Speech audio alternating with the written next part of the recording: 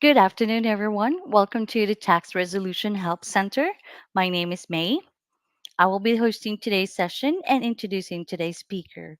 I will also be coordinating the Q&A chat session at the end of the session. I want to congratulate all of you for taking steps to deal with your taxes. Taxes from all sources, including income tax, payroll tax, property tax, excise tax, and sales tax, represent a 35% to 60% reduction in your personal savings and wealth. As you probably know, those with 1% of the wealth in this country have experts to help them pay a small percent of tax. Our goal is to help you reduce how much you pay in tax by educating and informing you on ways to reduce past, present, and future tax expenses. We think you're entitled to live a happier, healthier life by keeping more of what you earn and getting the tax man off your back. Our goal is to provide you good information with the opportunity to ask questions that are important to you. The presentation itself will last about 20 minutes, plus 20 to 30 minutes for you to ask questions by chat. I will select the questions and present them to today's expert. If you wish, you can include your first name and your state. That would be great. Other than that information, your identity is not mentioned. The information you are receiving in this session is not specific tax advice. If you want specific tax advice for your situation, you are free to contact today's expert or any of our tax experts at Tax Resolution Help Center. As you know, these group sessions are included in your do it yourself membership fee of $20 per month. If you are not yet a member, please sign up today. We need your financial support. And to better understand what might be on your mind during the session, I might include some pulling questions to ask you.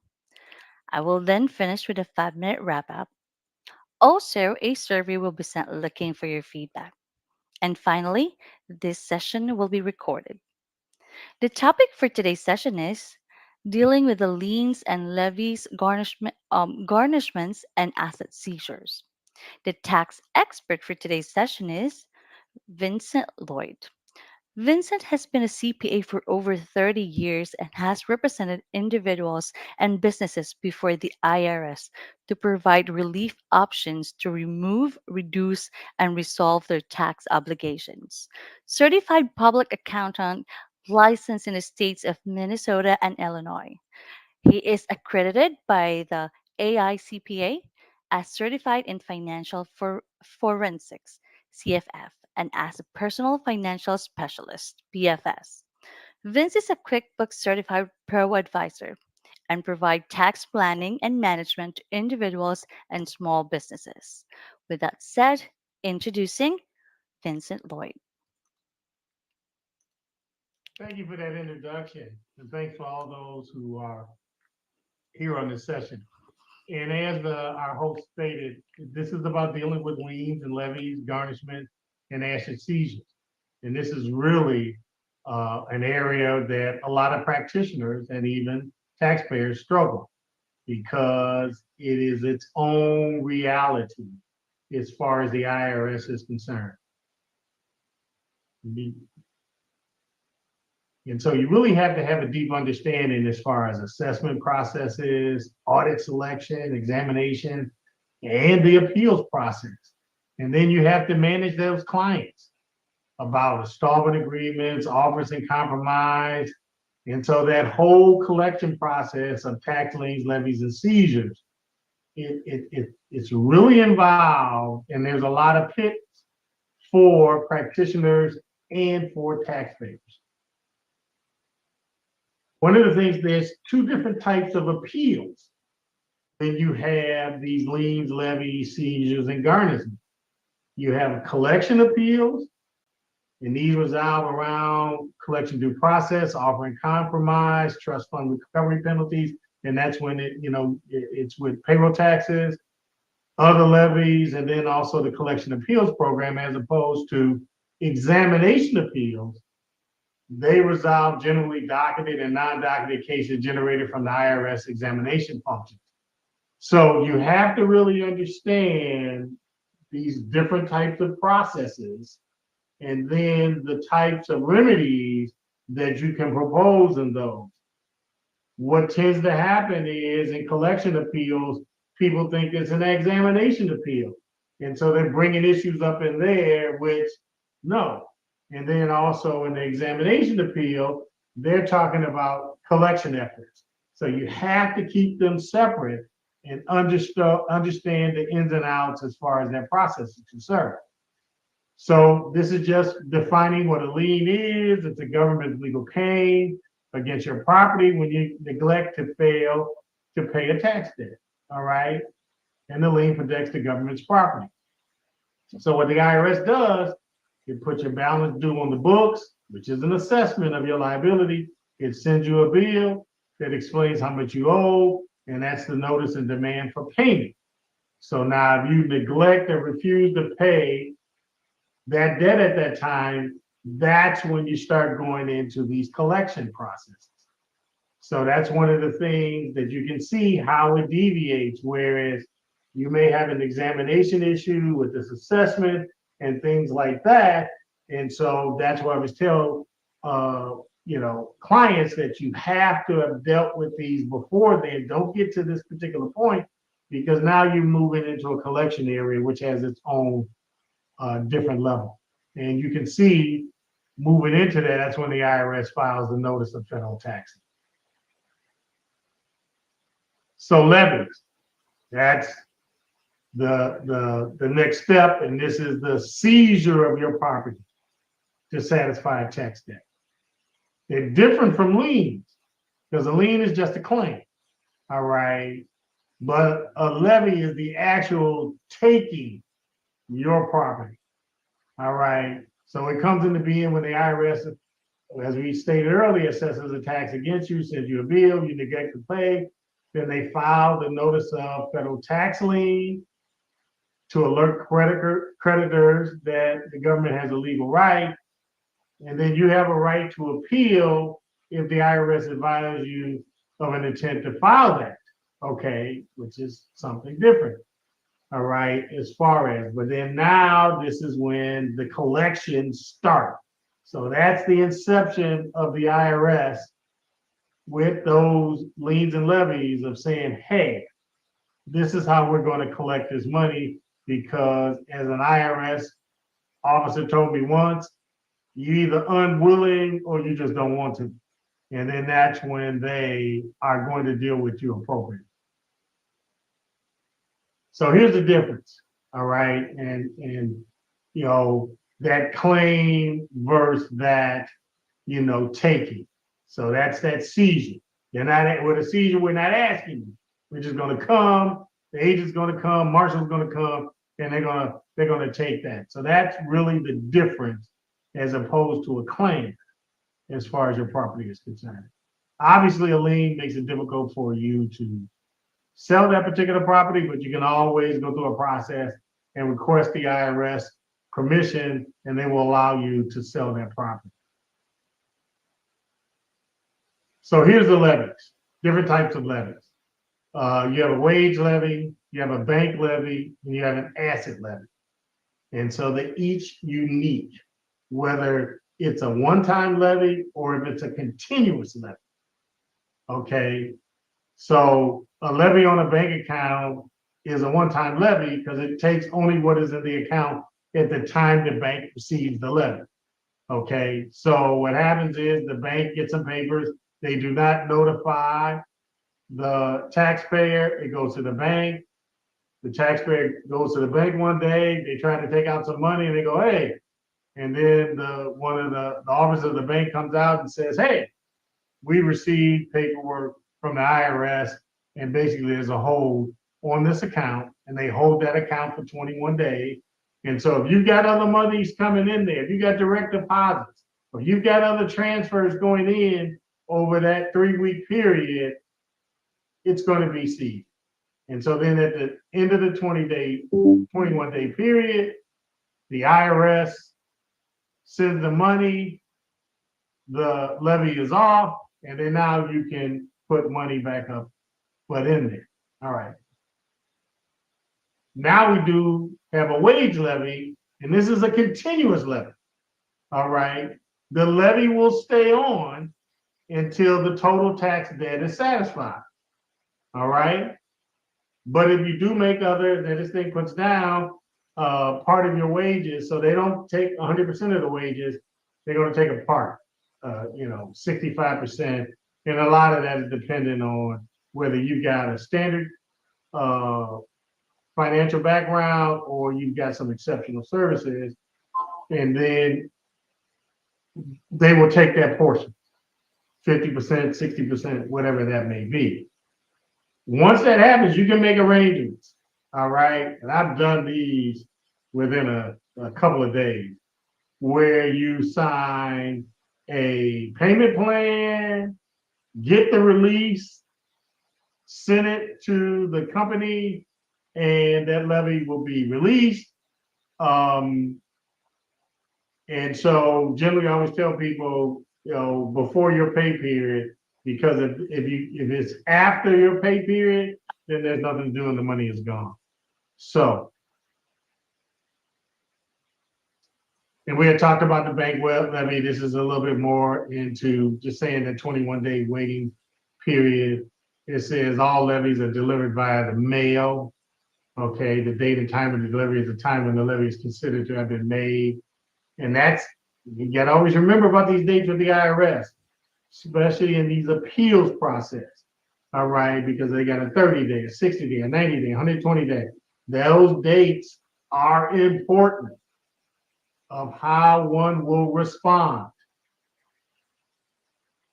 So, and then of course, this is the asset levy, whereas, hey, we're going to take your personal property, these vacant lots, vehicles, whatever they can say, whatever they can obtain to go and satisfy that tax debt, they're going to seize.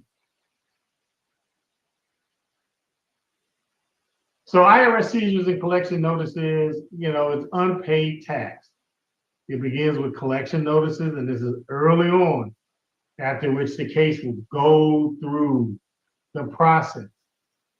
And then it will ultimately be assigned to an automatic collection system, field collection, or collection queue. And taxpayers have an opportunity to seek an installment agreement, offering compromise, or any other alternate. Eventually, the IRS may seek to seize the taxpayer's property to satisfy the outstanding tax obligation. So it's how, a cooperative, I always tell clients, be very, very cooperative. If you got a hardship or what have you, explain that to the IRS. Write a personal statement, say, hey, and they give some consideration, not total consideration, but you will get some consideration. And I'll give you one example that I had. The gentleman was in a motorcycle accident. Okay. And he was banged up pretty good. He was in the hospital. He was on a bike with his girlfriend. There was some other issues. He was being charged criminally. He had a lot of things going on. And so had him write a statement, was talking to the IRS and say, hey, this is how we got into this process. Can he have some time to deal with some of these legal issues and things like that? And they were very responsive. They say, oh, well, we'll give you an extension of 30 days or what have you, but it's not going to be, oh, well, we're going to give you an extension for a year or anything like that. So, but always remember in this process, the dates matter and take advantage of the process itself. So this is just to contact the IRS, because a lot of times taxpayers are very adverse to talking to the IRS. That's why I always make sure I get that power of attorney. I get that to the IRS, fax it to them, and then I tell the client, you have to deal with me, but you got to be much more responsive to me as opposed to the way that you were dealing with the IRS. So thank you. But I want to add two things before, because the last time I had this, I had some questions about retirement accounts. All right. And so one of the things, and I'd given the answer, but I just wanted to confirm that what I had stated in the last week's presentation, that was correct. and it was correct. And I'm just going to read this, and it just states uh, that the IRS, it reads, it says the IRS can seize retirement accounts, including 401k plans, IRAs, and self-employed plans like SEP IRAs and KEO plans. There are no prohibitions in the Internal Revenue Code against it. But here's the thing. The key to defending retirement accounts from IRS seizure is to understand that the IRS stands in your shoes and can only get what you can get. And that was the thing that I mentioned last week is if you get no distributions, then the levy is void because until money comes out, the IRS can't get it. All right. So many retirement plans do not provide for present rights to the money, allowing access only at separation from service, retirement, death, disability. If you are still employed, you likely have no ability to withdraw the retirement money, and the IRS has no ability to seize. So just wanted to confirm what was spoken before. And there's another issue that was brought up, and I had responded to in the same vein is what they call the so-called voluntary levies in the absence of a flagrant conduct by a taxpayer. So one of the things in the tax code now, they have flagrant conduct by a taxpayer, and it goes into, and I'll read this. So the present law says the IRS has wide discretion to exercise its levy authority, and that's Internal Revenue Code 6331A. The IRS generally may levy upon all property and rights to property, which includes retirement savings. Let me repeat it again. Levy upon all property and rights to property. So some property is exempt from levy pursuant to Internal Revenue Code 6334. As a policy matter, the IRS has decided not to levy on the taxpayer's retirement savings unless it has determined that the taxpayer engaged in flagrant conduct. Neither the Internal Revenue Code, the regulations, nor internal IRS guidance defines the term flagrant conduct for purposes of this analysis. And that's one of the things I say. I'm always cordial. I always have the client be cordial with the IRS because you could get a revenue officer or agent that says, I term this flagrant conduct, and then now we're going to put this on. So, and this may be an issue whereas someone has retired, they are getting distributions, let's say required minimum distributions out of their retirement, IRA, and then they're set up and may have had some business where they got into some tax issues, and now this has brought them to this particular point. And so now this says the IRS can levy upon all property and rights to property. So that's where these issues come up. Whereas, and I tell this to practitioners, do a thorough analysis as far as that client is concerned, so you know going forward that if there are some issues, you can go on and address those issues. So that's it for me. That's pretty much the presentation. Usually I have some cases up here to discuss, whereas taxpayers have tried to use the system to, evade the IRS. But at the end of the day, I always tell them the IRS is a process. Whether you are an examination appeal or you're in a collection appeal, it's a process, and go with that process, because when you are appealing, determinations have been made, assessments have been made. The only way those assessments and determinations can be overturned is in court. You have to go to tax court or district court. And the difference with tax court is you do not have to pay the tax. In district court, you have to pay the tax and you're seeking a refund. But only courts can overturn determinations and assessments. So appeals only only deal. Did the IRS examination or collection process follow the Internal Revenue Code or their internal processes and policies and procedures? That's it. So that's just something to be aware of. Okay, I appreciate your time and effort. If there's any questions. Yes. Well, thank you very much for that. Answering again and confirming the questions last week, Vince. We do have a question here posted, one of our attendee.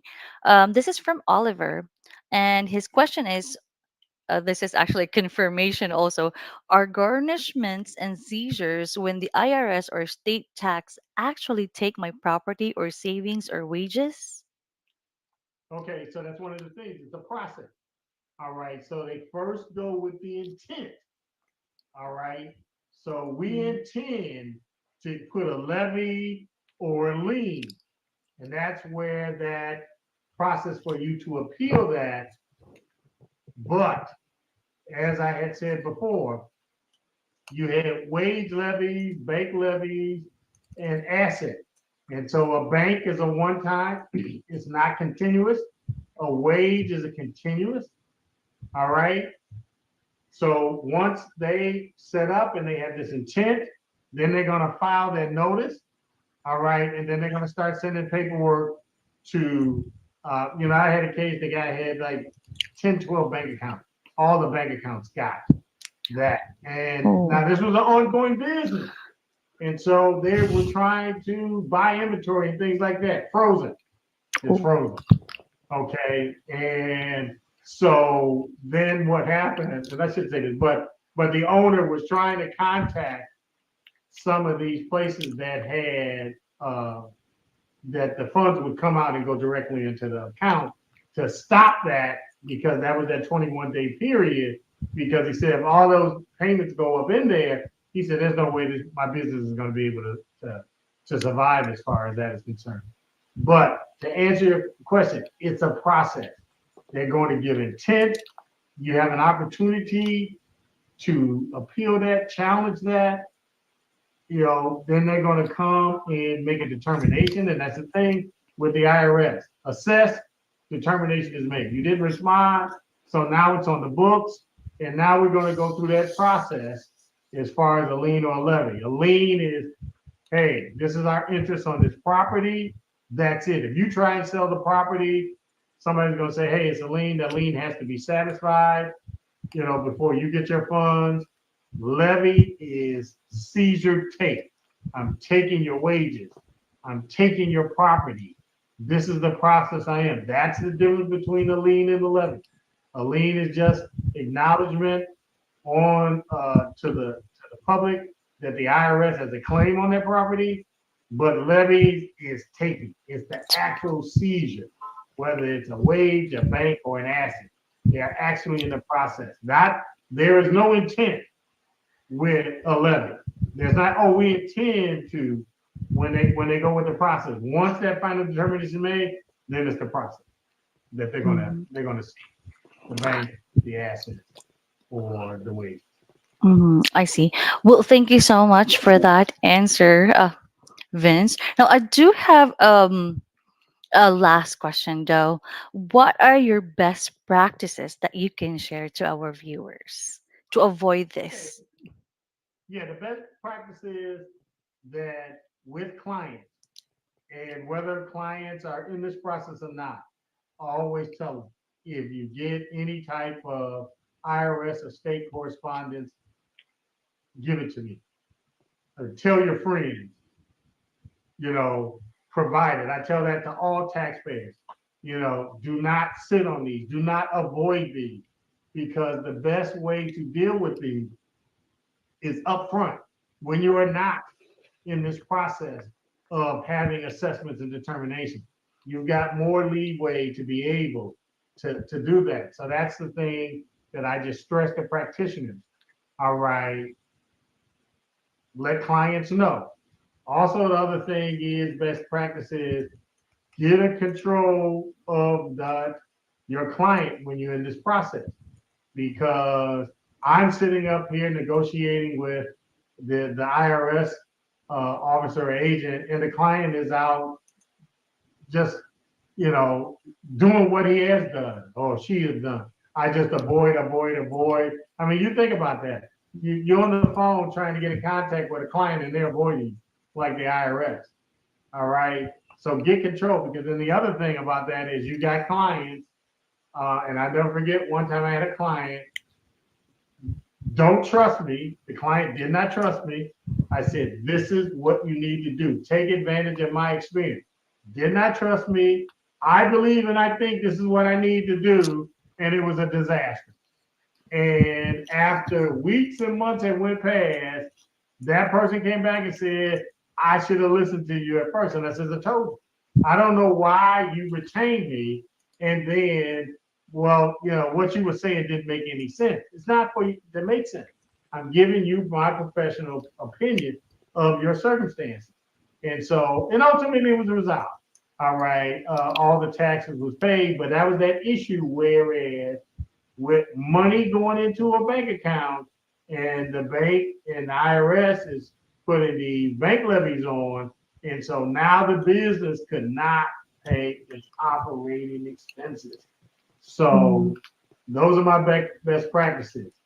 You know, counsel for practitioners, counsel your clients all the way through, even if you're just doing tax prep. And then if you do get someone that has correspondence, make sure that you can control them, because, like I said, they will. Years ago, I dealt with it. Now I don't. If somebody is avoiding me, I send the 2848 revocation in. I'm done, because you complicate it by allowing these people to thwart the process. Mm. I see. Well, thank you so much for that um, best practice that our viewers can actually do so they can avoid this negative happening in the future. Thank you so much for that, Vince. Well, I do believe, and definitely it is beneficial to learn more from a tax expert such as yourself in order to do a better job with our taxes. And I want to thank you, Vince, for being with us today and sharing your knowledge about a tax return. And thank you so much also for your time, okay? And have a wonderful day. All right. So, guys, I also want to thank you for attending for our session today. Our commitment is to help you reduce your taxes and increase your wealth. We do this with a tri-tax method of DIY, do it yourself, DIT, do it together, and DIA, do it all. Three methods, one solution. Reduce stress from no IRS or state tax debt and a happier, healthier life. If you are not yet a member, please join for less than $20 per month. We need your support to continue to offer more of these sessions. Since it is now tax season, we have many sessions to help you do a better job of doing your taxes yourself. And of course, if you want help, we have a team of experts who can do your tax return for you. Please join our membership for $19.95 per month. And please check out our website at taxresolutionhelpcenter.com. Again, thank you so much for attending. Have a wonderful day.